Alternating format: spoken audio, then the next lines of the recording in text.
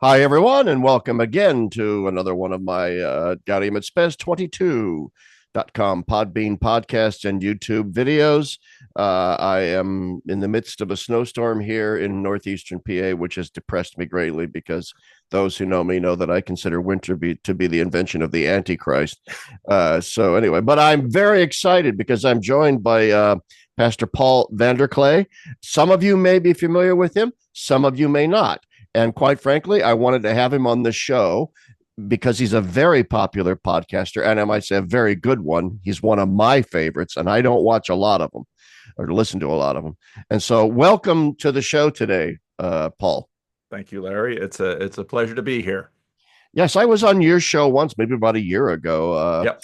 thanks to the interventions of certain Mr. Cale Zeldin. Yeah. Kale's a connector. He brings a lot of people Oh, together. is he ever? I just interviewed Rod Dreher because of Cale's Yeah. connections. Hey, have you interviewed Rod Dreher at all yet on his new book, Living in Wonder? I haven't done it on his new book. I want to finish the book before I talk to him about it. But I've spoken with Rod a few times in the past, and I actually it was probably Rod's blog, I think, early on had kind of a formative influence on me, even Me as a too. reformed pastor. So Rod's got a lot has had a lot of influence. So we can talk about Rod as we I go think on. yeah, we'll get on. Yeah, we'll definitely get into Rod because it kind of plays into some of the things that I like about your podcast, which is you hit upon a lot of the same things that I like to hit upon is the need for re-enchantment. My friend Michael Martin, who's into sophiology and stuff, and Mike Sauter, they like that kind of stuff too. But anyway, I want let's just sort of start to begin. I'm going to assume that most of my viewers have no idea who Paul VanderKlay is. So give us a little where were you raised? Where did you go to school? What theological tradition do you flow out of? What made you decide to become a pastor and so on? Okay. So I am a minister in the Christian Reformed Church of North America. That is a split off of the Reformed Church in America.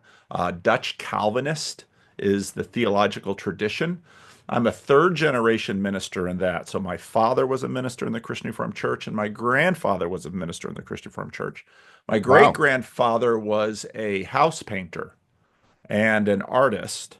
And he was the one who came to America first, sent by his father, who was a Jew in the Netherlands. And I wish I knew the story. I think he married a Dutch girl, got thrown out of the Jewish community, saw that he had no future in the Netherlands, and so sent his son to Ellis Island in the 1890s. And he went to uh, he went to Grand Rapids area, Michigan, Spring Lake, Muskegon, that area, Yeah, and yeah. settled in. And once he got settled, he brought the rest of his father and his mother and a brother and a sister over. And then when they got to West Michigan, they sort of assimilated amongst the Dutch and lost their Jewish. They threw away their Jewish names. They threw away their Jewish identity because I would imagine at the beginning of the 20th century, it wasn't a lot to be gained by being a Jew in that area of the country. So and actually, we didn't find this history out until about 15 years ago. We sort Wow. of Someone did a genealogy on my father and said, you know, there's something you should know about yourself. You're actually of Jewish extraction, and this genealogist also had this thing where he'd find your closest, most famous relative, and my closest, most famous relatives of all the wonderful Nobel laureate Jews that are out there. My closest, most famous relatives are the Marx brothers. So there you go. Groucho, Harpo, the whole Are gang. you serious? Oh I am my God. serious. I am Oh, serious. that is fed. Well, your stock just rose greatly in my eyes. If I was such a fan of the Marx, and this younger generation probably has no appreciation No, for no, no. So the the Marx the, brothers. the sheer comedic Yeah. genius of the Marx. But okay, so So you, my father's side settled into West Michigan, and then my grandfather grew up in Grand Rapids, Michigan, when his mother died in childbirth with their sixth child, and so my grandfather then was raised in Grand Rapids and became went to what was, the ministerial prep thing in the denomination, became a Christian Reformed minister. His father died on his wedding night to my grandmother. They had the big wedding Oh, planned, and my jeez. great grandfather had a stroke that same day. So they canceled the wedding. The minister came in, did a little quickie wedding, and then off my grandfather and his wife went to Wisconsin to have their first church. That's when my father was born. So my father was raised in the Christian Reformed Church in mostly agricultural communities in the Midwest, Minnesota, and so on. And the Christian Reformed Church at that point was a conservative, isolated Dutch Calvinist denomination, very much part of one of these little ethnic denominations all over the country before the Second World War that the Second World War would sort of disrupt. And then my father, my mother was from Whitensville, Massachusetts, which is a little Frisian enclave of the Christian Reformed Church. Hmm. And they came over with the cows. And then that my parents met at Calvin College, which was sort of the spawning ground for Christian Reformed people, where you'd go to the Christian college to meet a spouse. And then my father then took a church in Paterson, New Jersey, where the Dutch had sort of settled fairly early on. But then after the Second World War, the Dutch prospered economically, moved out to the suburbs out of the old grimy city of Paterson. African Americans moved up. The Dutch sort of had a little mission in there, and my father was called right out of seminary to turn this little mission into a into a chapel or a real church. And so I grew up then in a mostly African American community, but the Christian Reformed Church has Christian day schools.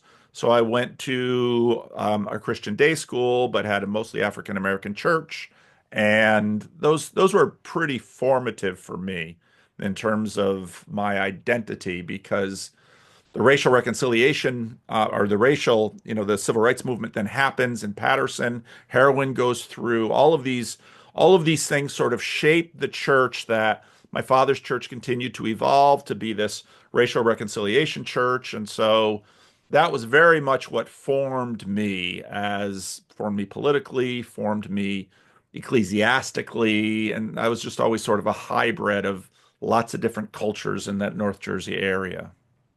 Oh, that's a fascinating story. I didn't realize you grew up in North Jersey there in Yeah. that Patterson area. My wife is a North Jerseyite, although she's from a little further west than Patterson, the Lake Apacon region. Oh yeah, yeah. Sparta, New Jersey is Yeah, where beautiful. my wife hails from. But anyway, that's so. Where did you go to get your theology degrees? So then I went to Calvin College, as Okay. is the tradition in my denomination, and I eventually got a history degree from Calvin. But about my fourth year there, I decided I wanted to go to seminary, but I didn't want to be a local church pastor. But I really enjoyed theology, and I really enjoyed working in the church and doing ministry. So I was going to go out to Fuller Theological Seminary because I felt a little too ingrown in the CRC. But then my senior year, I met a woman that, we'd eventually marry. So then I stayed at Calvin Theological Seminary in Grand Rapids and got my degree there. And then right after Calvin Seminary, while I was in Calvin Seminary, I married my wife. And her parents, she had grown up, her father was a Lutheran missionary to Nigeria, and her mother was it's a very funny, she was a fundamentalist Baptist. And how a Lutheran and a Baptist get along. Well, so they were missionaries in Nigeria, but he had malaria so bad from his years there that they eventually went to Eastern Michigan, and he pastored a little Lutheran church there. He died in a car accident when my wife was 13, but my Oh, wife had always wanted to do foreign missions, so then we wound up doing my first 7 years in ministry, wound up doing ministry in the Dominican Republic amongst Haitians. oh, where I lived in the Dominican Republic for a year in Santiago. I don't Okay, know. we were in Barahona, which I is in the southwest Yeah, area near Haiti. yeah, And yeah. so I worked as a church developer. That was my title. I mostly Well, worked with local not to pastors. interrupt your narrative, but this is really interesting because when I lived in Santiago, I lived with a family, and they were being paid by the. I was down there learning. I was a seminarian learning Spanish, and so the family was getting paid to house this nerdy little American seminary. It was kind of a middle class Dominicano family, uh, and they had Haitian servants Yep. who they treated like absolute dirt Yep. and paid even worse. Yeah. And it was my first real education as a young seminarian in real overt racist. I mean, growing up in the United States, I grew up in Nebraska, in white bread Nebraska.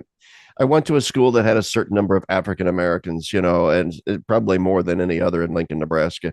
So, I had some black friends and so on, but I had never really encountered racism until I went to the Dominican Republic and realized how stratified Dominican society is. Yeah. Between those of pure European, you know the thing, Yep. pure Yep. European descent, then mixed, and then the indigenous, and then the Haitians are at the very bottom of the bottom of the bottom. Yep. Yep. No, that's very true. And so we worked with the Haitians. And it was interesting that I noticed that Americans could work with Haitians, Puerto Ricans could work with Haitians. The Dominican Haitian thing was just really tough to see, even though many of the people I worked with had been in the country, some of them had been in the country a little while. They had begun to intermarry with Dominicans. And I tell the story often. There was one Sunday where we baptized a guy, included him in official church membership, and ordained him in the same day and married him. And the reason was that in the Christian Reformed Church of the Dominican Republic, you couldn't be an official member of the church unless you were legally married to the woman you were living with. By this point, he had had 17 children with her already. But and so the way he managed, but to be legally married, you needed official identification in the country. You need to be documented. And so basically the way a lot of this would work would be that Haitians would find a Dominican who could swear that this was their child. So then you'd get a Dominican birth certificate, and then you could get married. And once he was married, then he could become an official church member. And once he was an official church member, then he could become the pastor of the local church. All of that happened in the same day.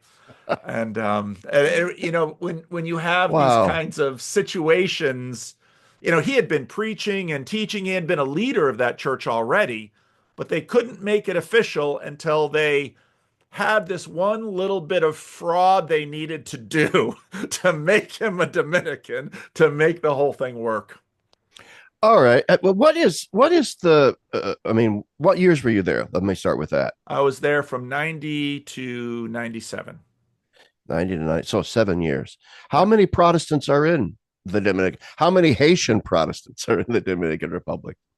Well, in the DR, they would basically say there are Catholics and there are Christians, which, of course, to North American ears is like, what do you Yeah. mean? Yeah. Because to be a Dominican or a Haitian in many ways is to be Catholic. Yeah. That's my And point. so Yeah. then you'd have this, throughout the 60s, 70s, 80s, 90s, there's this big evangelical movement in much of Latin America. And so many, many people, I don't know the numbers, but a decent percentage of Haitians and Dominicans have now become evangelical. And that would Yes. mean now there are also some, I would meet some very devout Catholics, but the percentage of nominal Catholics in the culture was huge. And there was Yeah. also this association between the Catholic hierarchy in the country and government corruption. And so evangelicals were a little bit out of step, but the evangelical in a lot of the evangelical churches they had an expectation of discipline. And so if you're an evangelical, if you're a woman, you wouldn't wear slacks, you wouldn't wear makeup.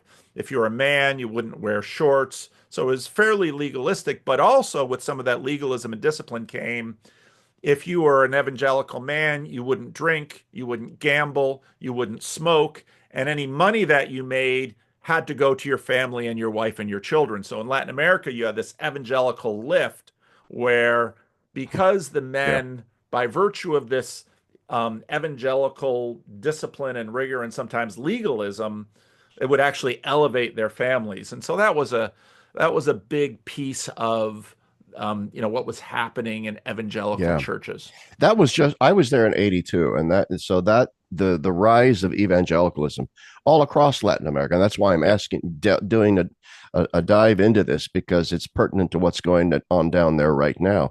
And it was just beginning then. When I was there, it was like tons of, like you said, nominal Catholics, lukewarm Catholics, just tons of them. And then there was this little small number of very, very devout Catholics. That was very matriarchal, by the way. And then, well, I'll get to that in a second. But then the alternative, if you weren't either one of those things, the alternative was actually more of a Santeria, Yes. more in that voodoo kind Yep. of direction than Yep. any kind of evangelicalism. And so, but the evangelicals were definitely starting, and I understand what you're saying. What's interesting is that when I would go to mass, I would go to mass at the cathedral in Santiago, and I noticed that the only people that were at mass were the women and the children, and the men were all outside playing dominoes and smoking cigarettes. Yep. Yep. Yep. And So I if you thought became an evangelical, that ended. no more dominoes, no more cigarettes, no more chasing women, no more hanging out at the bar. You go to work, you love your wife, and if you don't, your local church pastor is going to be on your tail. Yeah. And that's what happened that's a lot of what's happened in Latin So America. yeah, it's really, this is just, I could spend the entire hour just talking about this, because there's so many ramifications. I know, for example, Clovis Boff has just written a book, and he's the brother of the liberation theologian Leonardo Boff, and he's just written a very famous book. I can't remember the name of it now, and I haven't read it. I don't want to pretend that I have, but I've read little reviews of it where he is critical of liberation theology and the Latin American Catholic Church for not focusing on the very kinds of things that you were just talking Yeah. about Yeah. the need for the church to actually have simply provided people with this matrix of family living and access to the supernatural, which is not to be ignored at all. Instead, the Catholic Church became a sort of philanthropy outfit, and sort of lost its way. Very, very interesting critique, I think, of many things that are going on in Latin America. Um, but anyway, I want to move then on to, so you're now a pastor, and what sort of I want to get to your theology now. I'm stammering and hemming and hawing here. What are you theologically, and in a sense, how does that play out in your role as a pastor in your church? What kinds of things does your theology inform as you engage your life as a pastor? Well, I think I am I think at least I consider myself within my own theological tradition of Dutch Calvinism. Um, I don't see myself as having left that. Although once I started a YouTube channel, a bunch of other kinds of, not so much CRC people, but Presbyterians and some of these people would listen to me and they'd say, well, you're not a real Calvinist, because the real Calvinists they imagined were more like John Piper and these young, restless, and reformed. I'd say neo-Puritan, um, very conservative, reformed Calvinist churches, often Reformed Baptists that began focusing on divine election and some of these other So kind of elements. Calvinist scholastics, kind of Yes, neo-scholastic Calvinist kind of a deal. yes. And whereas in the Christian Reformed Church, it was always a conservative, reformed, five-point Calvinist denomination, it was also a Dutch denomination, which meant that the Dutch culture added a degree of practicality and familiarity with the theology that sort of gave I would say, a flexibility in the theology that afforded a degree of openness. And so, even with my upbringing, so on one hand, my father, like me, was raised in this denomination, and it's a confessional denomination. So we have a form of subscription that we subscribe to the Heidelberg Right. Catechism, the Belgic Confession, the Canons of Dort, the Apostles' Creed, the Nicene Creed, the Athanasian Creed. So those are the doctrinal documents Yeah. that we subscribe to, and the Christian Reformed Church has long seen itself as it's like many Protestants, we see ourselves as you know Catholics with some reservations. So we see ourselves as part in the Apostles' Creed. We declare ourselves to be part of the Holy Catholic Small C Church, not the Roman Catholic Church, and roughly we see ourselves again within Latin Christendom. So, and I think the way that, and I was actually thinking about this morning because I've been trying to do some work on the Heidelberg Catechism on my channel, which is a tricky thing given the breadth of the audience that I have. Almost Yeah. any theological point you raise, you're going to get shot at by someone. And I still remain comfortably as a Calvinist in that I think finally salvation is of the Lord. And God seems to work in strange ways in this world, often with surprising people. And I think for me, in many ways, that sort of turns me into kind of a mere Christian in C.S. Lewis's vein, where I don't have. So I've seen, downstream of my work in the Peterson Peugeot pipeline. I know some of my audience have become Orthodox, and they're, and I celebrate that. I'm glad that you've joined the Orthodox Church, and some of my audience has have sort of renewed their allegiance and their loyalty to the Catholic Church, and I say I'm glad you're now a faithful Catholic.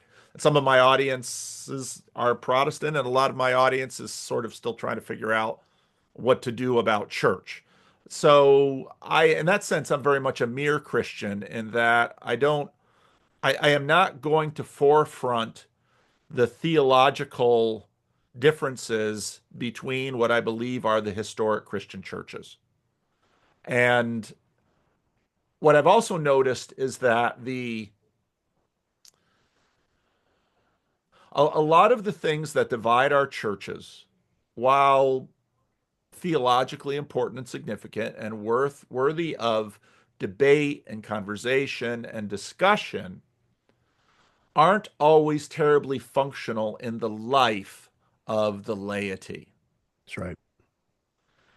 I began, so when I moved back to North America, Jehovah's Witnesses, because I live again in a very diverse area of Sacramento, Jehovah's Witnesses would regularly come to my door on a Saturday morning, and if I had time, I would sit down with them. And of course, they wanted to promote the Jehovah's Witness faith to me. But I was always nosy, and so I would start asking them questions, and they get all excited, like, oh, someone's not slamming the door. They're interested in what I Oh, think. I've done the same. This is Yeah. great. Go ahead. And so I start to probe them because I want to find out, okay, you're the foot soldiers of the Jehovah's Witness. How defined is your Christology really? Where is your theological map? And you begin to notice that at least a lot of the door knockers, they don't know a lot.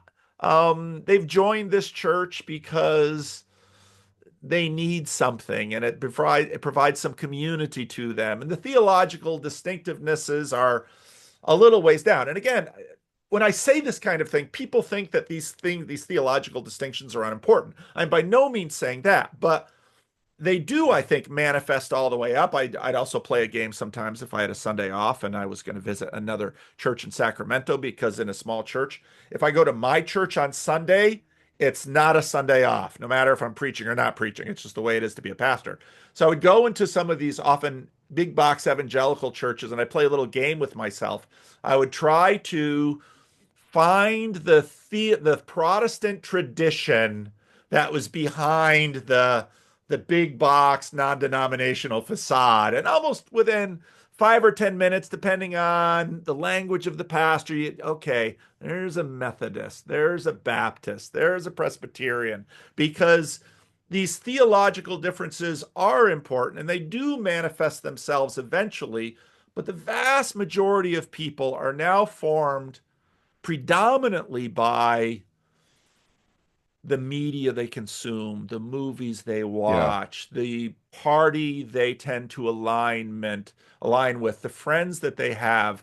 And I think what that means is that all of the church traditions now in North America are really sort of on their back foot in terms of theological formation and catechesis of their members, where you'll have a tiny little layer within your church that is committed, self-conscious about their theological tradition and practices, but the majority of people are basically interfacing with their church with sort of a pragmatic filter. Yeah. And Yeah. what that means, especially in a Protestant church where we prioritize, um, where we prioritize, teaching from the pulpit. One of the things you learn as a Protestant preacher is that not a lot gets through, which is a very humbling thing as a preacher to recognize. And it Hey, isn't I was a that theology professor and I could say the same thing. Not a whole exactly. lot got through. That's right. And so for me, that puts me on a journey to say, And if I may, okay, I really, yeah, if go I may ahead. interrupt, if I really may interrupt again, but my former colleague Rodney Hauser and I would often laugh and say, "Thank God no one believes in theology, because there's so much crap theology out there that it's almost a blessing that theology is goes over the heads of most people." Right. So anyway, I'm sorry I interrupted you, Paul, but go No, ahead. so I think actually, with the relationship between I not too long ago read Carlos Ayre's wonderful book Reformations, which I thought, especially having grown up in a tradition where we were catechized, and I'm not saying improperly so, into okay, I can find books from the 1960s in the Christian Reformed Church that, okay, here we start with the apostles.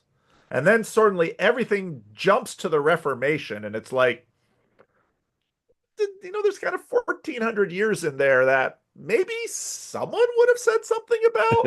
And well, we embrace the Nicene, so we embrace the councils a bit because they made our creeds. And so we're Trinitarian, but there's always sort of the idea that, well, everything got lost until Luther and Calvin, and then, the Dutch embrace of it. And so we just sort of, the Christian Reformed Church in 1950 is the only perfect manifestation of the apostolic church in the world. And where many people sort of didn't necessarily buy that, um, there was sort of a kayfabe, sort of about that. And so what Yeah. we're seeing now is, well, with the Protestant Reformation, the Protestant, Luther and the printing press forced the Roman Catholic Church to change in a lot of ways. And so then you have the Oh, yeah. Council of Trent, and now that the Orthodox are on the scene and in the conversation,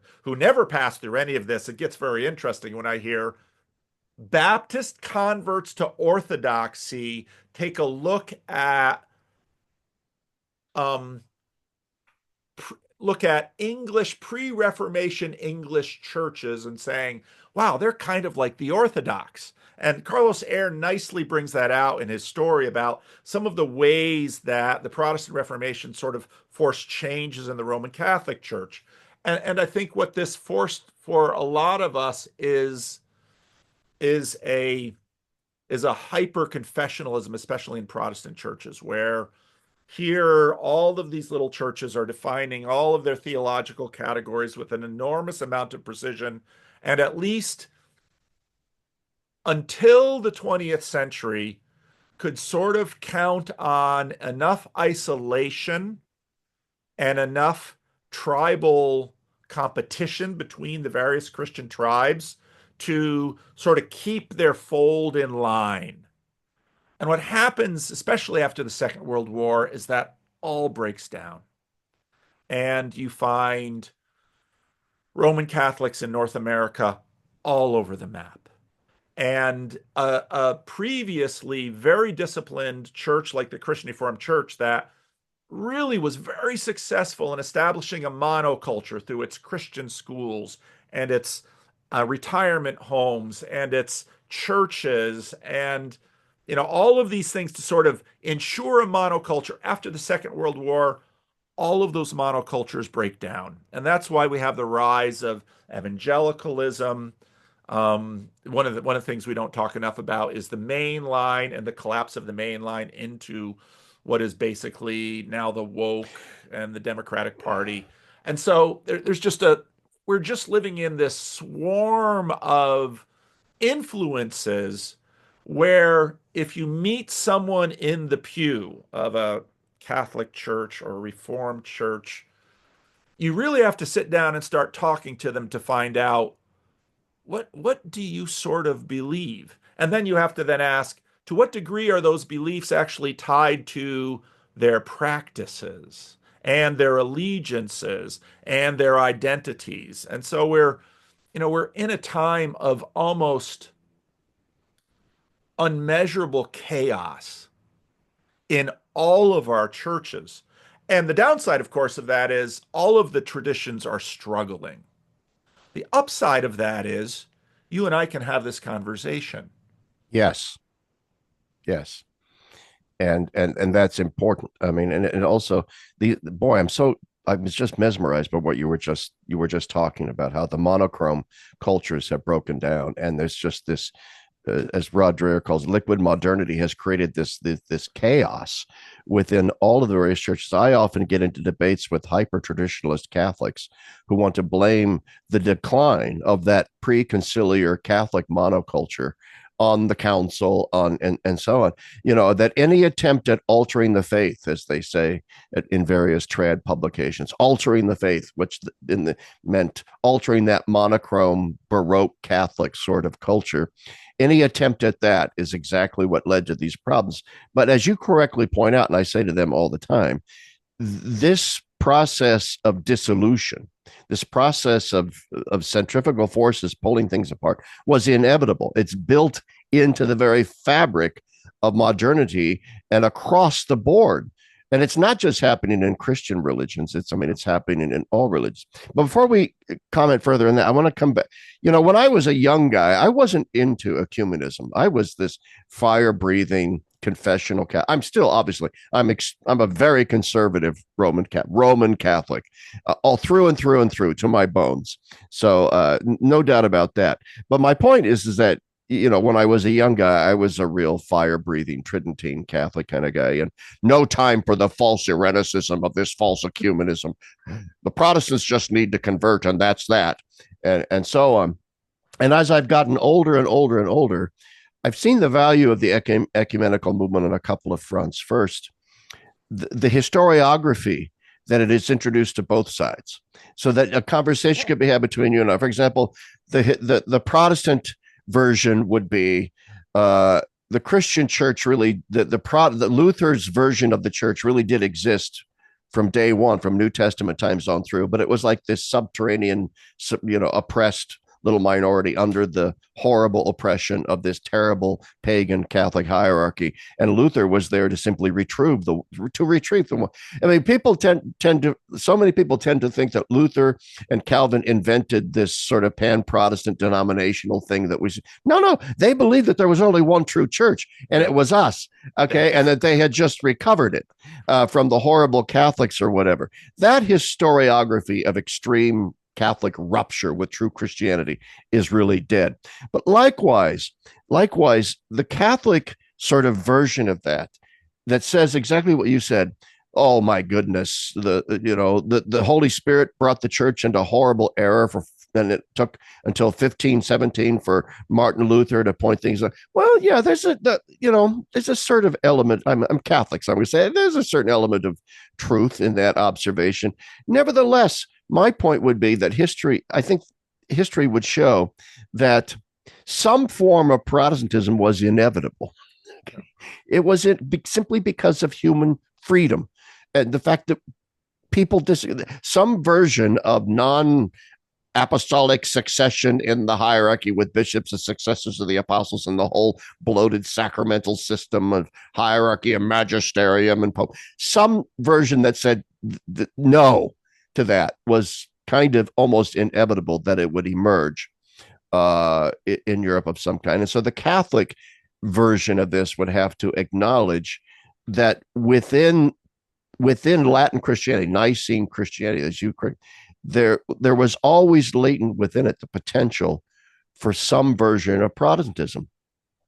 And that's why I now think, and this is why I love your podcast, and doctrines are obviously important. You and I both agree doctrines are important. And I'm going to shut up in a second and let you talk because you're the guest. But doctrines are important. But nevertheless, I think the divide now isn't so much between Dutch Reform and Roman Catholic, or Lutheran and Roman Catholic, or Lutheran and Dutch Reform. The divide is between Christians who want to retain some element of the enchantments of traditional Christianity, that Christians who get that we are in a cultural crisis, Christians who get the specific weight, as Lewis would call it, the weight of glory, the kabod of Christ, and those who don't. And those who don't, and thus I often say I have much more in common often with a Lutheran who thinks that way, who sees the crisis, and or than I do with a Catholic who thinks, you know, men can get pregnant.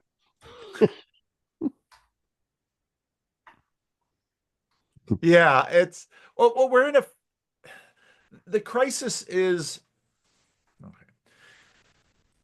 One of the things that's so we're in this period of late modernity, and late modernity has sort of created a worldview among people broadly in and outside the church that basically suggests that, again, there's materiality, and it's the soul subtraction story that Charles Taylor talks about. It's materiality, and Yeah. then eventually consciousness arises. But consciousness, whatever it is fundamentally an illusion, and all we are is the product of natural forces, et cetera, et cetera, et cetera.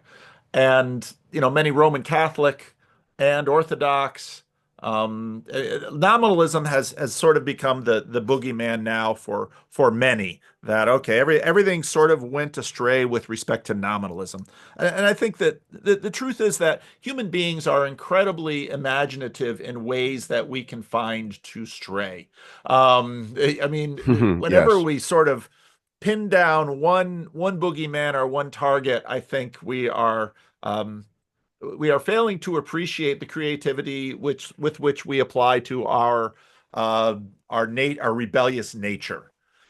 So part of what I see happening is we are having a much more sober recognition of just how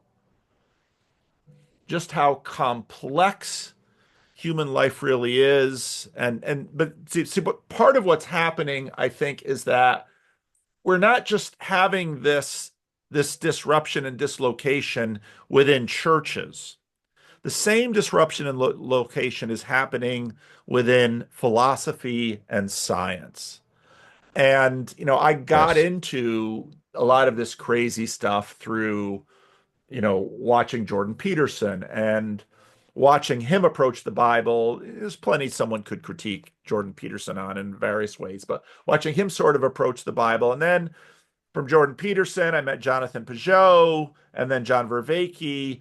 And as I began to be in conversation, much more specifically with Pageau and Vervaeke, but at least watching a lot of Peterson stuff, began to appreciate how much of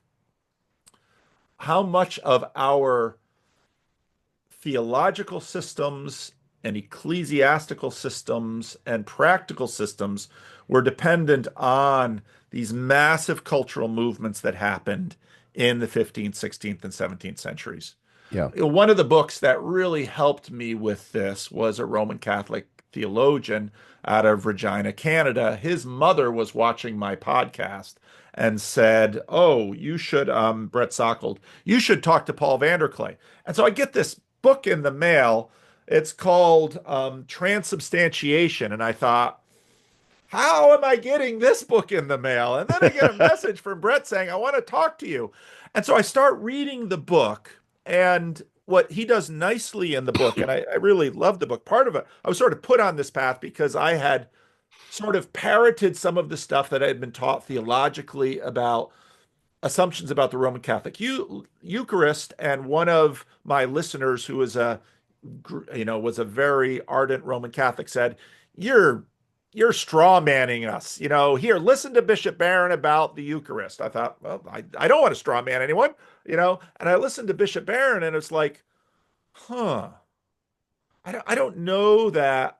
I don't know that I fully appreciated what the Roman Catholic position on the Eucharist was.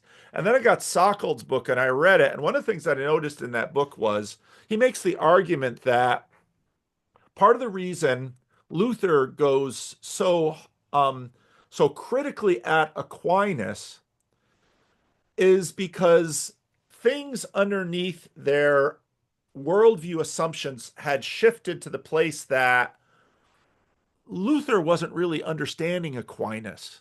And Sockel makes the argument that in many ways, what Luther was trying to do is to get back towards really what Aquinas, closer to what Aquinas was talking about, but because a lot of the philosophical assumptions beneath the culture had shifted, he couldn't hear Aquinas clearly.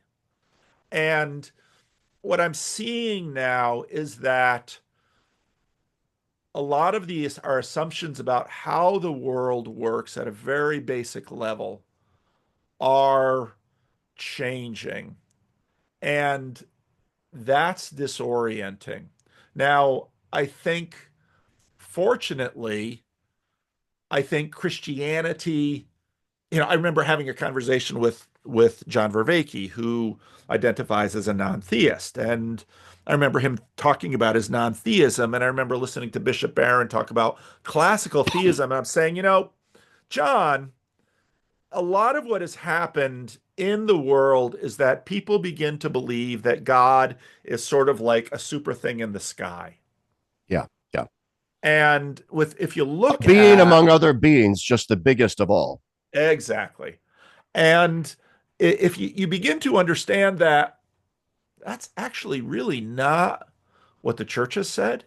It's not even really. And then I was reading this Jewish scholar, Ezekiel Kaufman, who in the 1930s really sort of sets the stage not for evolutionary monotheism, which is kind of this story that arose that, well, they kind of put the gods together and then you arrive at this monotheism, but at this radical Hebrew revolutionary monotheism that says basically you can't understand the Bible without understanding just the radical departure that the Hebrews made from every other system. And that this, in fact, aligns with this Christian conception of God, not one thing among other things, not a thing in the world, but and and so I began to see, oh, and that this perspective is actually in better alignment with a lot of the what we're learning about cognition, in that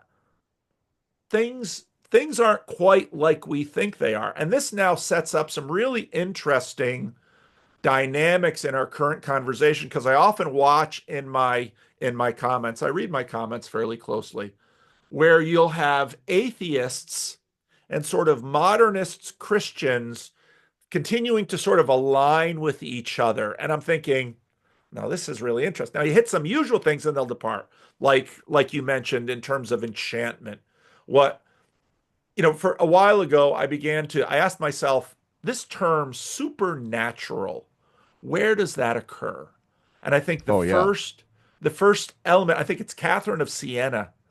I mean, it's sort of again this really interesting early modern period. I also read Carlos Ayre's book, They Flew, which I found to be this fascinating book about levitation and Catholic saints, and all of this is happening in this period. And Saint it, John Capus, yep, whatever. Yeah, yeah. yep. So to me, I think we are, as we're sort of leaving this 500-year period where we're all fighting along certain lines, and we should be reminded that at the beginning of the Reformation period, it was the Catholics that loved the miracles, and the Protestants were sort of the secularizers. But then there were other Protestants, like a lot of the Anabaptists, who were, tremendously miraculous. And I mean, it's an extraordinarily complex story, but I think we are getting to a point now where actually we can see once again the possibility of productive conversation that actually opens the door to the far deeper unity among the major houses of Christianity, even with the emerging worldview as science continues to sort of take apart modernity. Yeah, I mean, as science itself begins to come apart in many ways. Are Yes. you are you familiar with this book by Peter Harrison, Some New World, by any chance? No. Myths of Supernatural Belief in a Secular Age. Peter Harrison's down in Australia. He teaches in Australia. I'm trying to get him on the show. I haven't emailed him yet, but I'm going to. Some New World. Well, his point in this book, it hits on something you just said. He talks about how the sharp distinction between this thing we call the supernatural and are living in this natural world. That's a very modern invention. And it's one of those things that arose in like the 16th, 17th centuries. You're talking those great cultural upheavals. In fact, my book on science and religion, The God of Covenant Creation, was essentially an intellectual genealogy that shows the shifting from this classical Ptolemaic worldview to this radically new Newtonian paradigm. And that necessitated a kind of mechanistic view of nature, which then necessitated the expulsion of God from the process. And so you would invent this very alienating thing called the supernatural, which Mm-hmm. Kant then reduces to sort of a moralism. And Mm-hmm. you get the witch's brew of so much of modern religiosity where the enchantment is banished. The like, but we're recovering. Rod Dreher in his book, I don't know if you've seen this yet in your reading of it, Living in Wonder. A couple of times he says in there something you just said, which is the world is not what we think it is. Reality is not what we think it is. And Paul, I think that's kind of what we're rediscovering. Yeah. Even many scientists now coming forward and saying, yeah, Darwinism, evolution, but we don't what we think that is probably isn't what it is, kind Right. of a thing. Right. What's that? What's that, Nina? The inside here. What do you mean everything's moving? The TV monitors, the lights. Was there a little earthquake? There must be something going on. Yeah. Okay, so you didn't have any problem here then? No, no, I'm fine. Oh wow, this is the first for me. I'm interviewing someone. There's an earthquake going on apparently. We get Yes. little tiny ones in Sacramento. We don't get that. Hopefully, well, I'll have to check the news, see if it's because usually if Wow. San Francisco really shakes, we get a little bit of something here. So it could be that there was a big one in San Francisco or one that wasn't too Wow. far away. Oh, So that's very. I've only been in two earthquakes in my entire life here on the East Coast in northeastern PA, and both. good. One happened like 15 years ago now. It was centered in Virginia. It actually cracked the Washington Monument a little bit. And we felt it up in the Allentown area. But it's so anomalous here. It's so Yeah, anomalous. Like yeah. at first, I mean, our whole building was shaking, and I'm going, "What the hell? What, construction on the roof? Who would do that?" We'd have all been dead. Seriously, that was a more serious quake. We'd have all been dead because the idea that we were suffering through an earthquake was the very last option on the list of things to check off. Like, oh, geez, we should get out of this building now. It's like earthquake, crazy. But anyway, yeah. I like you brought up, and this is one of the reasons why I love your podcast. And I mean, I could talk to you for hours about differences between Protestant Catholic theology and blah blah blah. But what really interests me is what we have in common with regard to a certain kind of modern public intellectual that is open to the faith, like a Jordan Peterson or a Jonathan Pagao. People like this, Rod Dreher obviously is a practicing Christian. So is Jonathan Pagao, but Jordan Peterson is more ambiguous. Yeah. But what are your thoughts on? Let's go down the list here. What are your thoughts on Jordan Peterson? Well, I think so. A lot of my audience listens to me, and sometimes they come to me. Some of them have made their way into a church, and they say, "Well, I'm in church. I'm really glad I'm in church. It's going well." A lot of them in Roman Catholic churches. But I still sort of feel like a little bit of fish out of water. Nobody quite understands where I'm at. Nobody quite understands what I'm doing here and why I'm here, but I'm here and I'm going to stay. And then there's a lot of other ones that are like Peterson in that just actually yesterday, a young woman came in She's a relative of one of my deacons, and she's just a little bit short on her rent. And of course, come to the church and have benevolence fund. And yeah, sure, we'll Yeah, help you right. out and we'll get Yeah. you over. But she hasn't been in church now she's been in church for a few years. She's sort of fallen away. And for when I look at someone like that, and I know many like them, when they look at the church, they would say, I don't know what it's for. I don't know what it's for. And when I look back a couple of generations to my grandparents' generation, of course, were plenty then that would say that too. But people had an intuitive sense of what this is for, even if they couldn't articulate it. And so it became a priority for them. And I think someone like Jordan Peterson is his public project is clearly trying to publicly make sense of what he sees as the cultural tradition that has birthed, in his opinion, the greatest civilization that has ever been on the planet, which is Western civilization. And he wants to know why, because he sees Western civilization under threat.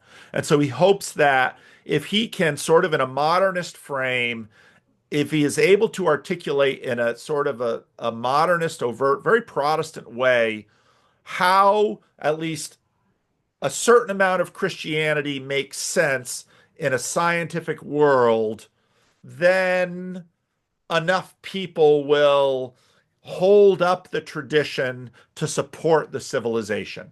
And so in that sense, Jordan Peterson isn't unlike how many Protestant and Catholic theologians and philosophers for the past number of hundred years who have looked for ways to save the church from modernity.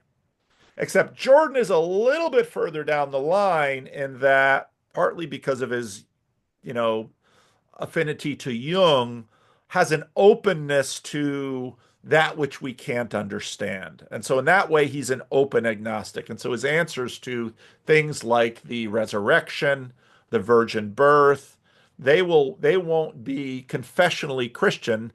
Like, ask me, virgin birth. Yes. Did it happen? Yes. Yeah. Why wouldn't it have happened? That's just how I am. But of course, many people hear that and say, and so Jordan Peterson is trying to figure those things out. And fair enough. And I think he's doing the church a tremendous service in that.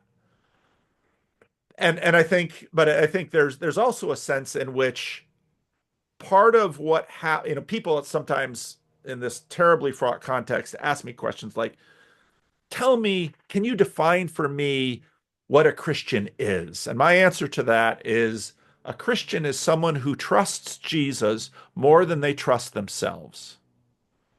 And of course there's kind of wondering, because it didn't sound like the Apostles' Creed, and I'm not denying the Apostles' Creed, but for people today, it's like, okay, and I think for Jordan Peterson, at some point, how much did the thief on the cross know? My guess is not a lot. But in that moment, he could look across and see at least enough to say, one way or another, I'm going to trust this guy hanging on a cross next to me at a super basic level. And that's faith. And so at some point, and to what degree, I don't think I can look into Jordan Peterson's heart. And I certainly celebrate what God's doing through him. So I'm not in a place to critique him. But at some place for a Christian, there's a sense in which we say, I will trust God more than I trust myself. And almost all of human, you go all the way back to the garden. And one way to look at that moment was, I'm going to trust my ability to take this magic fruit and right there I think we see the beginnings of imagining that somehow that fruit has power apart from what God has given it. And right there we begin to see the divorce, the tear in the universe. And so that way I think my definition of a Christian is someone who finally says, I'm taking my hands off the sovereignty of my life and trusting that God finally will have me. more than Oh me. man, I love this. I'm going to steal this with attribution, of course. That a Christian is someone who finally sort of reaches the point where I trust Jesus. I trust this Yeah. revelation more than I trust myself, because that's kind of a hermeneutical stance that one could take with regard to a lot of very vexing theological questions. If the salvific essence of faith is trust, then one could say, with regard to a lot of these debates about the inerrancy of Scripture, plenary inspiration, blah blah blah blah. Well, just set all that aside and just say this: I trust the revelation of God in this book, and as a Catholic, and as it is unfolded in the Church's tradition, I trust that more than I trust myself. Yeah. And by that is what I mean by faith in revelation. Yeah. Right? Yeah. I place my trust in this more than I put it into myself. This is really great. I think that's a great way to put it, Paul. It's So I see Jordan on this path, and his project, I sort of call it a stairway to heaven, because he's trying to figure out how he can sort of synchronize what he knows from cognitive science and evolutionary psychology with what he finds in the Bible, because he looks at it and says, this sort of breezy dismissal of it that we saw with the new atheists can't make any sense if in fact what this sort of and when I first discovered Tom Holland, I saw he's very much working on a similar vein as Jordan Peterson, because they're both recognizing that Holland's if not a believer, is he? well, he is He is. he is attending church quietly. He's British. You can't get these Brits to talk about themselves. You ask a personal question Well, and it's because like I've you've asked asked them. 100 people about Tom Holland. It's, I don't know. I don't know if he's a believer or not. Blah, blah, blah. If you look on the internet, if you look Tom Holland, Justin he's a very unusual Brit because he's always nosy, he always wheedles it out of his countrymen. But a big part of Holland's Oh, for the reader, for the viewers who don't understand, Tom Holland has written a very famous book called Dominion, which is a great book. Sort of recounts the rise of Christianity and its pervasive influence in Western culture. But anyway, great book. Read it. And go ahead. And so Tom, I had been in some communication with Tom, and Tom was someone who very much wanted to live again in a much more enchanted world. But like Yes. many of the people that I talked to on my channel, was having difficulty getting there because these assumptions that are drilled into us in our culture, I think a lot of it is a status game, is if you start to say things like, I believe in the virgin birth, or I believe in the resurrection of Jesus Christ, you will lose status with certain kinds of people. And I think that holds a lot of people back. But then Tom you can find him talk about this on the internet, so I'm not telling tales out of school. He was having a particular health scare, Right. and he was really praying, and he was in a church, and he actually had a Marian vision, That's which of right. course should bother Protestants a lot more than Catholics. But but you see, again, people ask me, well, what kind of Calvinist are you? Well, I'm a really minimalist Calvinist in the sense that, you know what? God, God, salvation is of the Lord. Book of Jonah. God is the one that moves our hearts to Him. That is what I think is at the heart of Calvinism. And I don't think this is anti-Catholic at all. I hear Catholics say the same thing. It's not that we sort of figure out our way back to God. Usually, God helps us find our way Yeah. back to Him, but it's God who nobody can save but the Lord. And so Tom Holland goes into this church, and he's anxious about this medical situation he has. And of course, for a long time, he's sort of been praying and longing for God to show up. And here God shows up to him in a vision of the Virgin Mary in a church. And that's why people say, well, Anglicans are Protestant. I'm like, some Anglicans are Yeah. Protestant. So Yeah. and They so are. I think Tom Holland is increasingly comfortable identifying as a Christian, Yeah. Yeah. because and this is, again, as a pastor, one of the things you learn, and Protestants sometimes badly this way, we want people to we want transformation and conversion to happen on our clock, in our process, with our fingerprints on it. You want to know what happens with people? and the point God takes his time, and the point I usually use for this for Protestants especially is the Apostle Paul. Read in the book of Acts. He's right there at the stoning of Stephen, and the heavens open, and Stephen can see the heavens and all of that, and Paul's sitting right there. And I ask, if God could interrupt him on the road to Damascus, he was already there talking to Stephen. You think he could have looked over at Paul and say, "See me now?" No, he doesn't. Why? It was God's plan for Saul of Tarsus to persecute the church and to get all the way to Damascus, and God picks the time and the method. And it is salvation is of the Lord. It is God's thing. And so I can see God working through Tom Holland. I can see God working through Jordan Peterson. I can see God working through John Vervaeke. And I'm Yeah. again, once you make the leap that God is God and I am not, you begin to have to set yourself up for it is going to be God's sovereignty over all of these other people more than my little plan for the universe and how I think things should happen. Oh, amen. Amen. I think that's very true. I think that's a great way to put it. And to go back to Tom Holland, it, the burning question, and this is something I'd really like your opinion on, is you hear people talk all the time about we live in a post-Christian era, or even a post-Christian era, and a post-liberal era, and post this and post toasties or whatever. And that's certainly one sort of valid way of engaging in a kind of intellectual taxonomy to try to figure out where we are. But the Lord is bigger than that, is kind of what you've been talking about. Then I'm haunted by Tom Holland's thesis, though, that the entirety of the modern world has been irreversibly altered by the introduction of Christianity into the bloodstream of humanity, and that it is ineradicable, in a sense, the change that has taken place. Yeah. So the question for you is, in light of Tom Holland and everything we've been talking about, how post-Christian are we? I was just reminded of this. I read a tweet from John Milbank today. You know John Milbank, the great theologian, and I like John. And he was quoting a thinker and intellectual, John Gray, in his book, The New Leviathans. And Gray's thesis, and Milbank was approving of it, was that all of this criticism that we now read of so-called woke culture, and a lot of conservative Christians are saying, well, woke culture is an expression of cultural Marxism and critical Marxist theory and so forth. Gray's thesis and Milbank's, and this is interesting, is that no, it's not. And it's interesting, too. I'm reading a book. I'm going to be interviewing him on Saturday. I came to Cast Fire, an introduction to Rene Girard by Father Elias Carr, an introduction to Rene Girard, Elias Carr.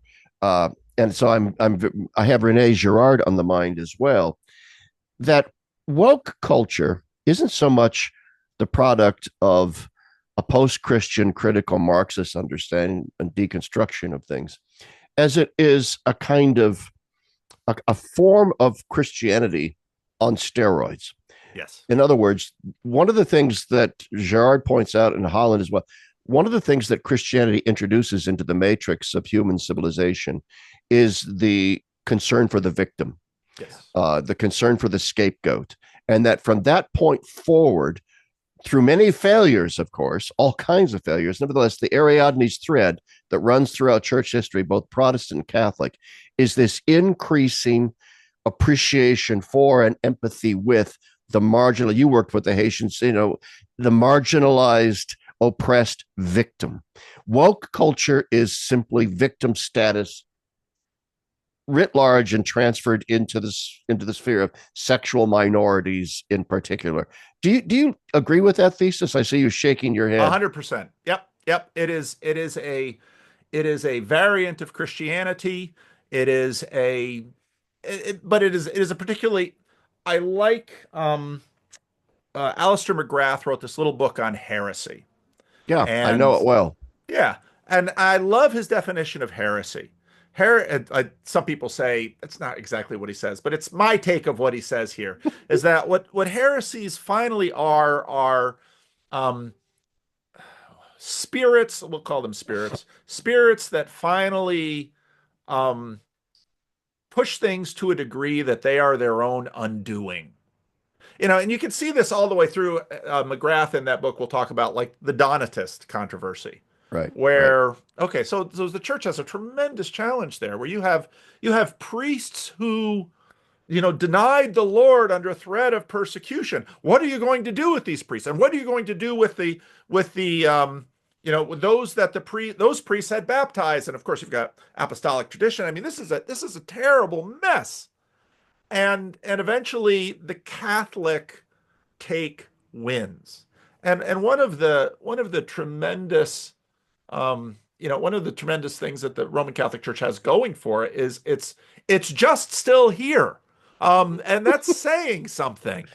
And Yeah. so, you know, I think wokeness is completely so, and that's sort of where I came from, because of course I was raised in a racial reconciliation church during the civil rights movement. And so this stuff was in my bloodstream. And I was in all sorts of ways, I was on the progressive end of a conservative Protestant denomination. And it got to be about the early 20 teens, and I began noticing some people in my denomination talking in a certain way about sexual minorities. And I began thinking, I'm almost hearing, and I tend to call it progressive liberationism. I'm almost hearing a different gospel from, let's say, the one that the Christian Reformed Church had, that there's sort of a different gospel and a different group of saints and there's this whole thing developing here. And it certainly grows out of Christianity. You can't understand it without Christianity. And actually, Tom Holland, in one of his earlier podcasts on The Rest is History, they treated Marxism, and he basically said, you can't understand Marxism without Christianity. But all of these Yes. threads just sort of go. And, we saw that Marxism it doesn't work. It is unstable. And I think we're going to find the same thing with wokeism too. And it just falls apart eventually. So, but I think, yes, I think Tom Holland's thesis is right, that Jesus, and it's actually the last video I made talks about this. Jesus has a way of sneaking. I'm just going to use a cyber metaphor here. Jesus has a way of sneaking his code into people in a very strange way. And that when Jordan Peterson challenges Sam Harris by basically saying, "You've got a ton of Christianity in you," and Sam is just, oh, blah, blah, blah. Of course he does. His entire moral imaginary of the Yeah. West has been deeply shaped by by Jesus, moral teaching, and you can't get away from it. And again, part of what Tom Holland and Jordan Peterson shared was, can can the moral imaginary of the West be sustainable without the living root of cruciform sacrificial faith? Because you can't actually programatize love for the marginalized, because their marginalization itself isn't something. And in fact, there might be elements that they need to address in Bingo. that keeps them marginalized. And this is one thing that you learn as a pastor, that okay, so maybe someone's, they've been born to the wrong family, racially they're out of step with the group, all of these things, and tremendous injustice has been done to them. But the path, there's a reason why both Peter and Paul, who are killed by the Roman Empire, say these crazy things like, submit to the king. What do you mean? What do you mean? Well, it's because finally, and I just finished preaching a sermon on the book of Daniel. Finally, Daniel was the best servant of the local monarch, because his primary allegiance was to the God of the universe. And so when these guys decide to set him up in Daniel 6, and Daniel's like, I'm going to continue to pray, and they can throw me into the lion's den, but the king understands that he's been duped, and so he's cheering for Daniel's safety. I mean, this plays out again and again and again. In other words, again, and I think it has fundamentally to do with idolatry, that we perpetually look for something that we can, Flannery O'Connor put this great about this one guy in one of her books. I don't remember what it was.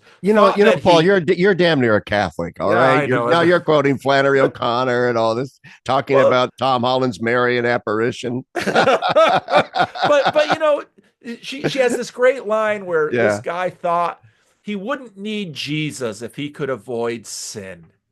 And I thought she just put her finger on it right there, that finally Jesus is God. Jesus, and where you're going to stand in however our threads continue to work after the grave into new heavens and a new earth, and however God manages that, Jesus is Lord. That's finally what a Christian is. And so when you decide that marginalization is Lord, now you've sort of set up an idol, and idols always disappoint. That's a great way to put it. Idols. That's like Eugene McCarraher's book, The Enchantments of Mammon. I don't know if you're familiar with it. It's a great book, great big thick book. It'd take you a lifetime to read. The Enchantments of Mammon, Eugene McCarraher. He goes against the Weberian, disenchantment thesis and all that, where he says, no, we're not a disenchanted culture. We just have really pissy, bad enchantments. Yes. They're idolatrous, and like all idolatries, they're counterfeit.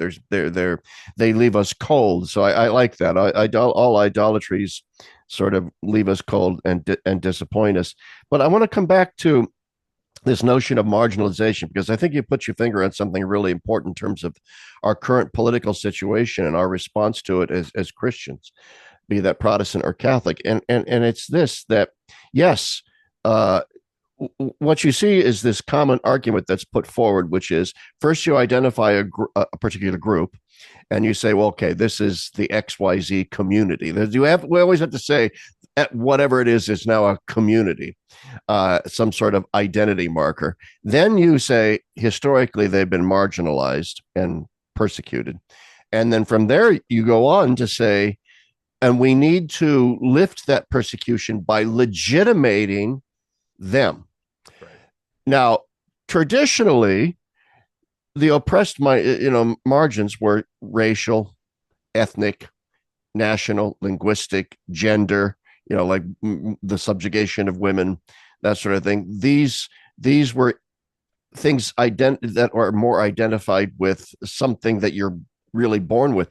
Whereas now it seems like your behaviors, if they are what have led to your marginalization, those behaviors are now legitimated. We're going to rehabilitate them and legitimate. The only way to make you a non-victim is to legitimate the behaviors that have turned you into someone on the margins. I'm kind of rambling now, but you get my point. Yep. Oh, we've watched that. Well, I think we set up all of these systems because, well, okay, if we can codify the particular aspect of their marginalization, then we can create a rule and a system by which we, eliminate the marginalization. But as Jonathan Peugeot has pointed out many times, once you do this, you're just going to set up a new marginalization. Yes. You're going to set up a new marginalized group. I mean, this is a never-ending thing. But I think the key thing to watch in this is, why are we trying to systematize it and legalize it?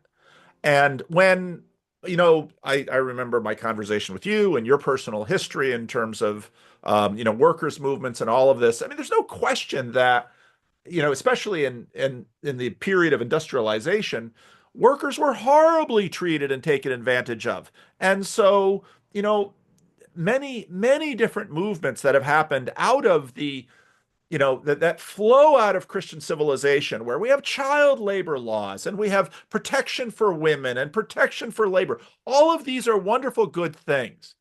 But what makes us nervous about this and why we want to systematize it all the time, and again, the systems themselves aren't necessarily bad, is we can't trust love. Because what is at the heart of all of this is love.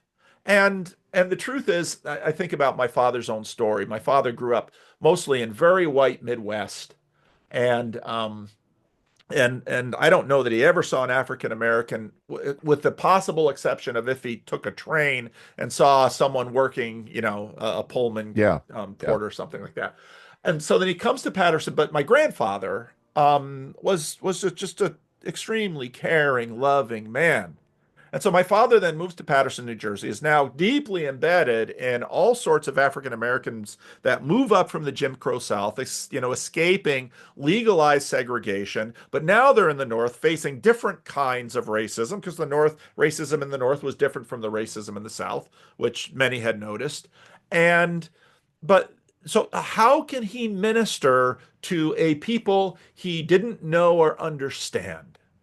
He could do so because he understood love. That's right. And he practiced love. But here's the thing. You can't legislate love. But by its very nature, it is always a gift. It is always a gift. And it is a cruciform gift, which is, again, what's at the heart of Christianity. It's the God of the universe, not under any compulsion, but freely giving himself for a rebellious creation that doesn't even know what Jesus says from the cross. Father, forgive them. They don't know what they're doing. But we can't trust love. And there's a reason we can't trust human beings to love, because we're not good at it. Yeah. But it is of course, Yeah. and it is why. And I just preached on Daniel 6 last week. And it's interesting that at the end of Daniel 6, Darius proclaims to the entire realm that Daniel's God is the one true God, and everyone should only worship Daniel's true God. And I think there's a whole bunch of people that should pay attention to this verse, because that is what so many people are dreaming of from their national government, that if only the president of the United States would affirm my sort of Christianity. And, we just had a Roman Catholic president who's going out right now. So the Speaker of the House, Nancy Pelosi, Roman Catholic, and plenty of evangelicals are out there. And, when George W. Bush came in and, he's an evangelical president, yada, yada, yada. Darius does this. And you know what? The Persian Empire, still a Persian Empire. That's right. And Jesus is killed by the Romans, and on the cross says, Father, forgive them, for they don't know what they're doing. But Jesus' way actually has brought about the kind of transformation in the world that Darius's way didn't. And I think that all boils down to, well, once you take that step of saying, okay, Lord, I'm going to trust you more than I'm going to trust me, now I'm going to have to trust other people and God's sovereignty over this whole mess.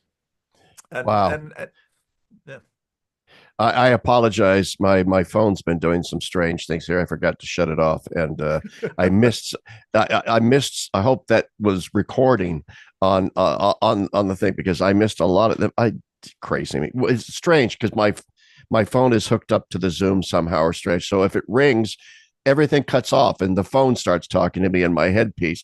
And, this kept on fine. So this was fine. That's good. That's very good. That's very good. But I got the very end of what you were saying and the beginning. And this is great, because I kind of wanted to sort of end our conversation today by moving a little bit into that political realm, into the political domain.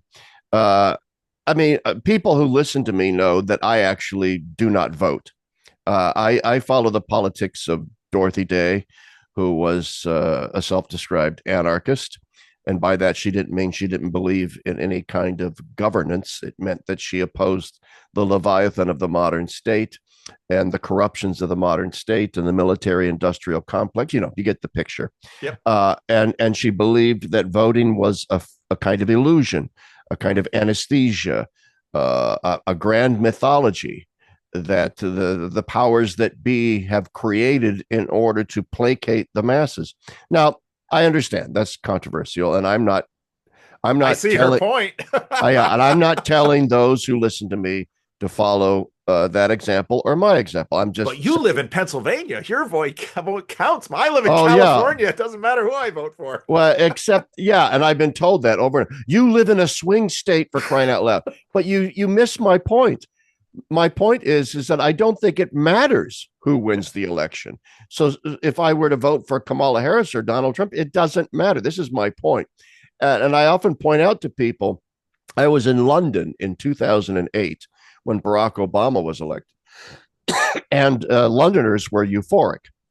And when they figured out I was an American, they were patting me on the back. Oh, you must be so happy. You've just elected Jesus Christ as president of the United States, the Messiah. It's it's Eric Voegelin's nightmare, the immanentizing of the eschaton and on steroids. I mean, it was really bizarre to see the response of Londoners. And, I knew as an American all that si se puede, yes, we can, and blah, blah, blah. Well, the president of si se puede is now a filthy, stinking rich man. Friends of Wall Street, his economic team was Goldman Sachs. He now has a mansion in Martha's Vineyard. He has a mansion in Hawaii. He is now retired to, cavorting with celebrities and Taylor Swift and whatnot. And I don't mean, and I don't particularly hate Barack Obama, but I consider him, and we say, okay, Donald Trump is not going to drain the swamp. He didn't drain the swamp when he was president the first time, and he happens to be a swamp creature. So, do you really want to hire a swamp creature to drain your swamp for you? That's sort of counterproductive on their end. I don't know. He's maybe just vindictive enough to go ahead and drain the swamp, because, hey, I'm already rich and I'm 78 years old. What do I care? So I don't know. I really don't know. And I'm not anti-Trump. I'm not pro-Trump. My point is that, trust not in chariots, Yep. And there's a certain, for example, I say this and I'll let you speak. People say, well, not voting, Dorothy Day is not voting. We have an obligation to be involved in the political process. Hey, not voting is a political act. There's a kind of apolitical politics. And I'm reminded of a quote from Joseph Ratzinger in Introduction to Christianity, later Pope Benedict, where I can't remember, I have to look the quote up, but I'm paraphrasing, where he says, the affirmation, there is one God, precisely because it has no direct political ramifications, is of the greatest political significance. Because that effort goes back to what you were talking about with regard to Daniel and the rise of radical Jewish monotheism as something utterly new in the world. And this is Ratzinger's point, that this radical monotheistic and later Christian modification of that affirmation is the most political thing ever, precisely in its apolitical sort of, you know what I'm talking about. Yep. We are in a point right now where I often say religion is dollars, politics is cents. Religion is always, politics is now. So religion and politics will always be connected. They will always be connected. There won't be, they're not separate magisteria. They're not that. And I was reading John O'Malley. So I was in Italy this summer because one of my sons decided he wanted to do a destination wedding. And so then it's like, well, I'm going to go to Italy. I'm going to go to Italy. And so I started at Pompeii. I was in Naples and then went to Rome and then went to Florence and then went to Milan and then went to Venice. It was a great vacation. I visited a ton of churches. But it got me interested in the history of the papacy because, the papacy as a Protestant, it's kind of a weird thing. We're always kind of looking over. And I remember so I didn't know much about the history of the papacy. And then I started reading a couple of books on the Pius, the popes during the Second World War. And it's a fascinating history. Pius the 12th and the 11th. And the rise of Mussolini and of course, the Pope before that was sort of the prisoner of the Vatican, and the Pope wasn't traveling. I mean, it's a fascinating history.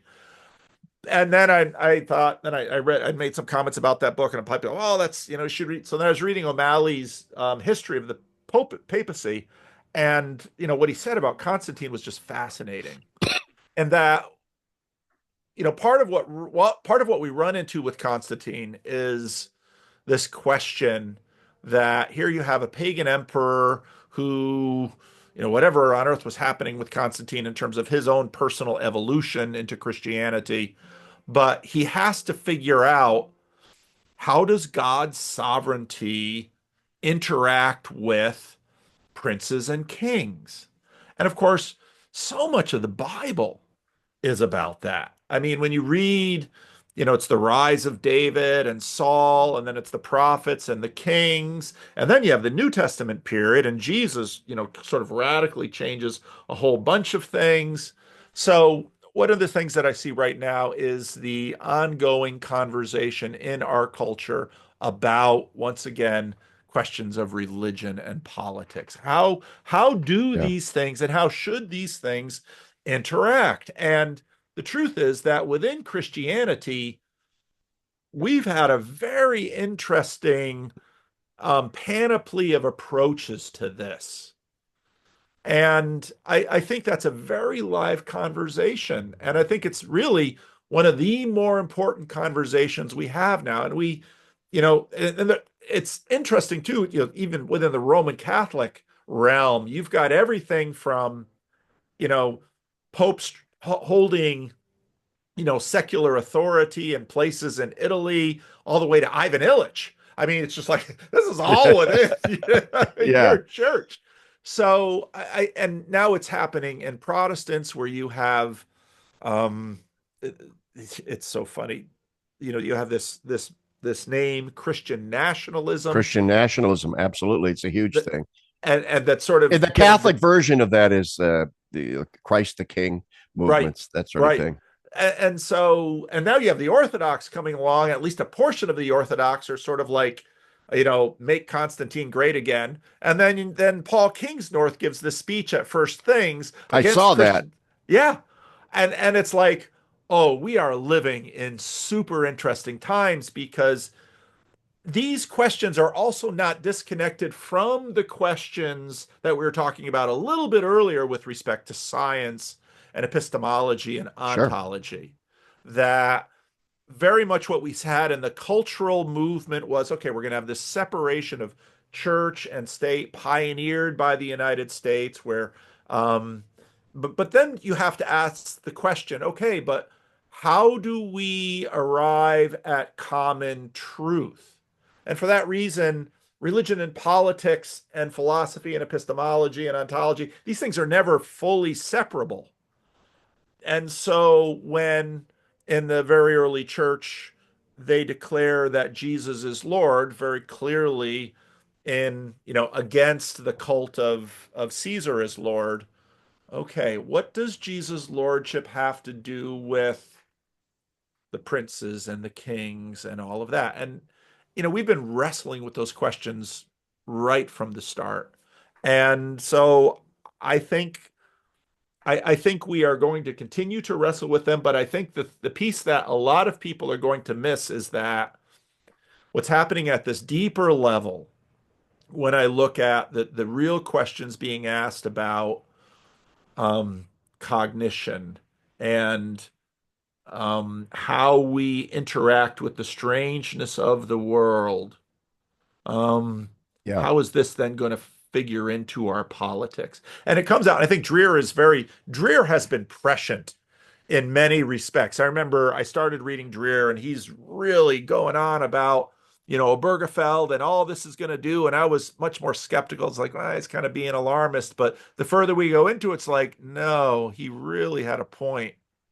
Yeah. And, now he's writing about aliens and all of this stuff. And it's, I was with you. I mean, for the longest time, I thought Rod Dreher is just obsessed with LGBTQ stuff. yeah, yeah, Obsessed, obsessed, obsessed. And yet, I think he's prescient because he yeah. saw this is where it's all headed.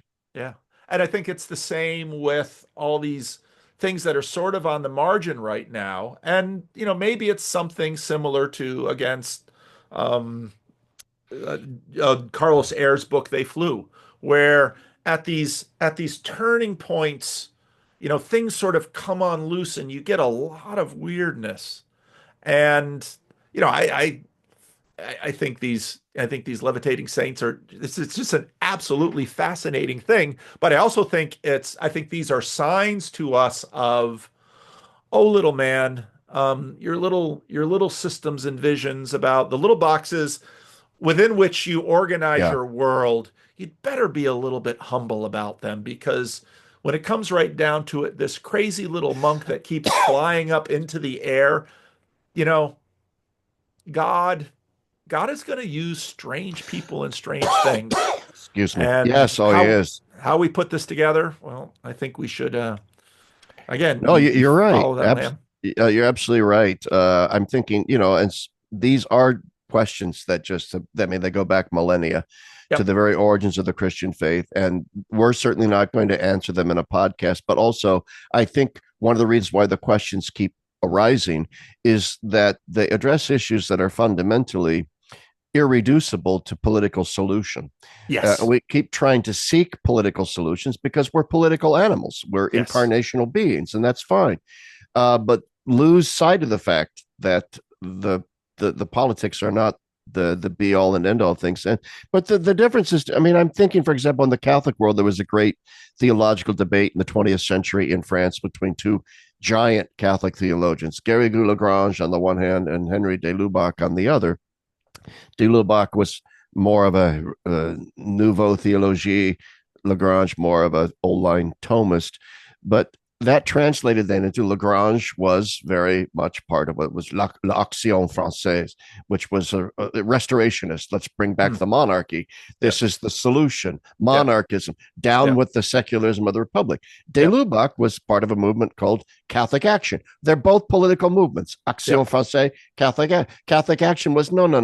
Forget the restorationist stuff. We need to pay attention to rebuilding culture brick by brick by brick Yep. by brick. Now, I'm Yep. more sympathetic with de Lubac than I am with Lagrange. And that would be my attitude as well. And I wonder what you think about. You don't want to necessarily, we don't want to become modern. I like to say, we don't want to become modern day Catholic Essenes or Protestant Essenes running off to our compound in the desert with our buried school buses and our Bibles embossed with hand grenades and whatnot, waiting for the comeuppance to all those others. We don't want to do that. This is not a dialectical moment so much as it is an analogical moment where we do need to seek common ground. But nevertheless, I just keep coming back to the fact that so many of our problems are irreducible to political solutions, and yet we Yes. keep seeking those. I mean, Yes. what are your thoughts on that? Well, the old saying, to a man with a hammer, everything looks like a nail.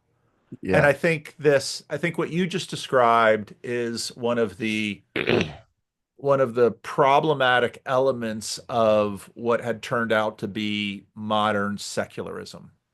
That finally the only kind of solutions we could have were political.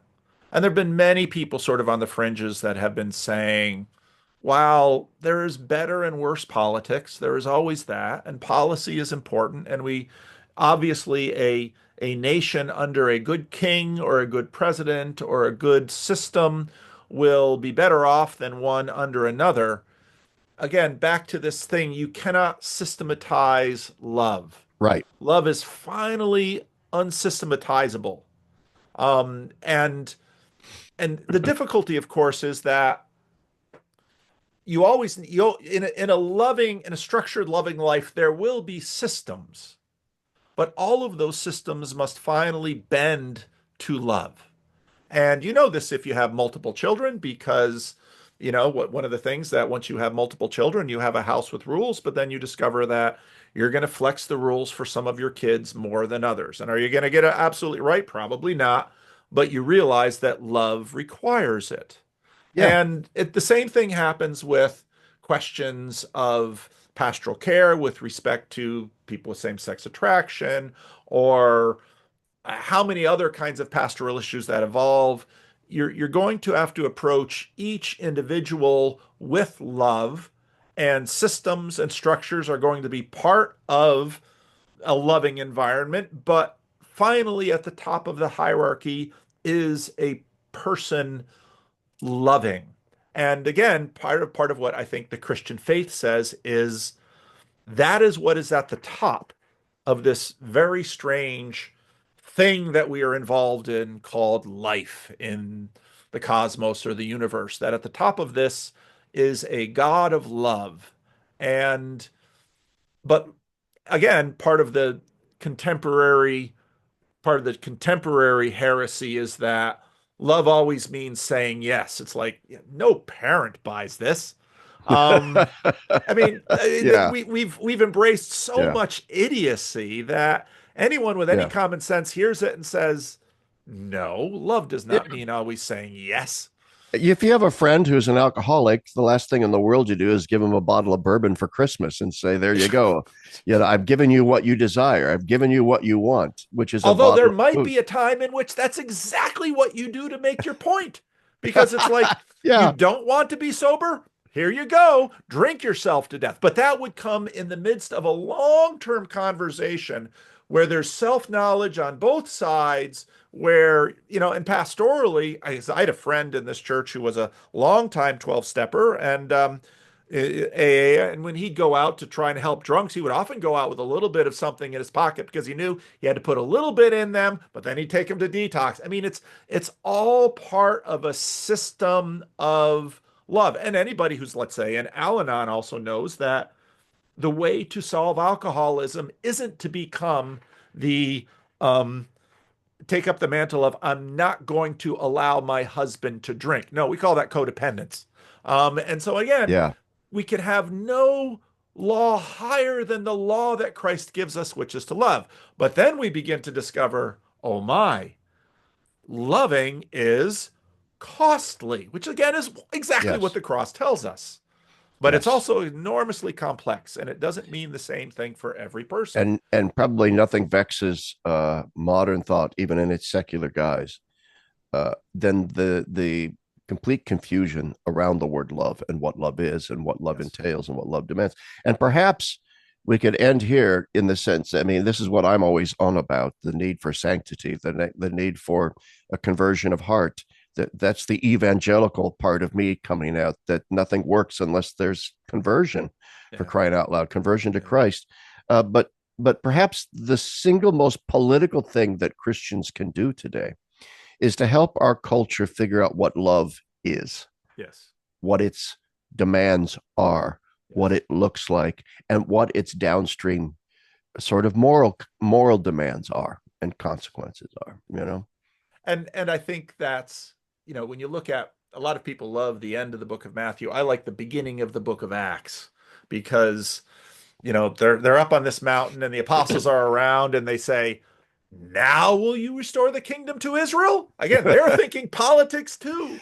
They And still Jesus, haven't gotten it. they Yeah. still haven't gotten it. The crucifixion, the resurrection, the eating the fish, and they've seen it all. They've seen the miracles. You can Now will almost you? see it. Oy vey, oy Yeah. vey. And he's very gentle with them at that moment. He's not always gentle with them. But you have little faith, but now he's very gentle. He says, it's not for you to know the times or the hours, but you will receive power and you will be my witnesses. And again, what I like to stress with people is that the power that Jesus gives is actually the power to love. And that usually means the power to suffer for, Yeah. suffer with, the power, which is again exactly what we see on the cross. You will be my witnesses. And so what we've seen again and again through the age is that Christians are at their best when they are learning to love. And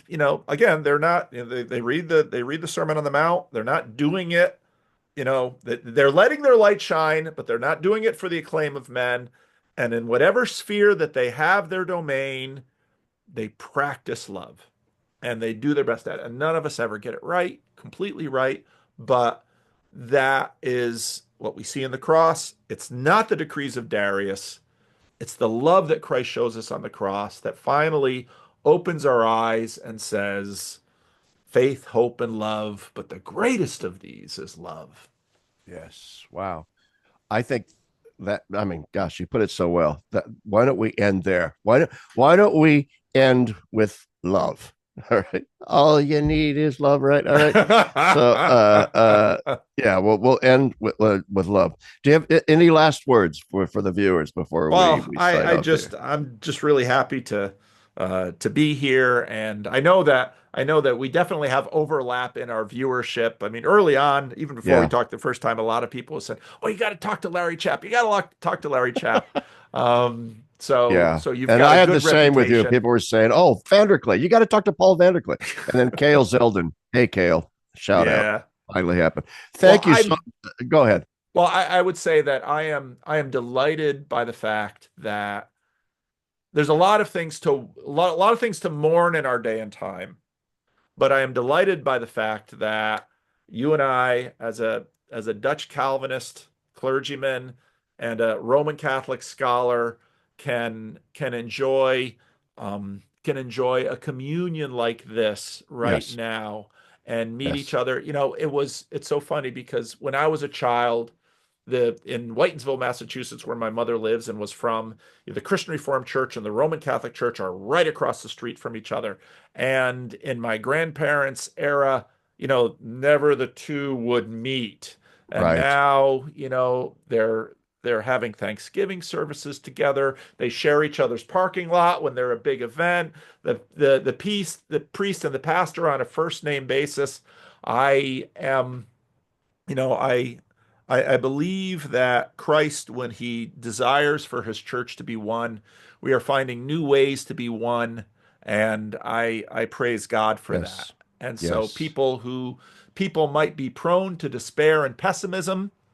I don't think any Christian should fall prey to that because finally Jesus Yes. is Lord, God is on the throne, his kingdom will come, his will be done on earth as in heaven. That's the gospel. So we should be of good Absolutely. cheer.